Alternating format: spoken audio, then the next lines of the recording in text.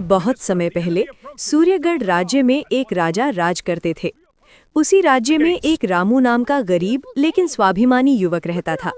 उसके पिता पहले महल में सेवक थे, लेकिन उनके देहांत के बाद घर की जिम्मेदारी रामू पर आ गई। घर में गरीबी थी लेकिन संस्कार बहुत ऊंचे थे।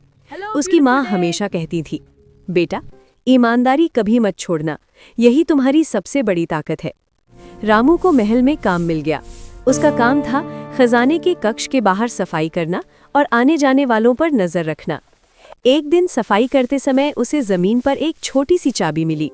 वो समझ गया कि ये खजाने की तिजोरी की चाबी हो सकती है। उसने सोचा, अगर मैं चाहूँ तो आज मेरी किस्मत बदल सकती है। लेकिन माँ की सीख याद आई। वो तुरंत चाबी लेकर मंत्री के पास गया और बोला, मालिक, ये मुझे रास्ते में मिली है। मंत्री हैरान रह गया। उसने बात राजा तक पहुंचाई। राजा ने रामू को बुलाकर कहा, तुमने बहुत बड़ा भरोसा जीता है। महल में एक अन्य सेवक श्यामलाल रामू से जलने लगा। उसने सोचा कि अगर रामू पर चोरी का आरोप लग जाए तो उसकी नौकरी चली जाएगी। एक रात उसने चुपके से कुछ चांदी के बर्तन रामू के कमरे में रख दिए। सुबह हंगामा मच गया, चोरी हो गई। तलाशी ली गई तो बर्तन रामू के कमरे में मिले। सबको लगा कि रामू दोषी है। रामू ने शांत स्वर में कहा, महाराज, मैंने चोरी नहीं की, आप चाहे तो मेरी पूरी जांच करवा लें। राजा ने गुप्त रूप से पहरेदारों से पूछताछ करवाई। सच सामने आया, श्यामलाल ही दोषी था। राजा ने रामू की सच्चाई पर गर्व किया और श्यामलाल को दंड दिया। एक रात महल में आग लग गई। चारों ओर अफरा तफरी मच गई।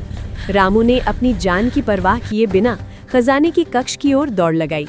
वहां जाकर उसने जरूरी दस्तावेज और राज्य की मोहर सुरक्षित स्थान पर पहुंचा दी।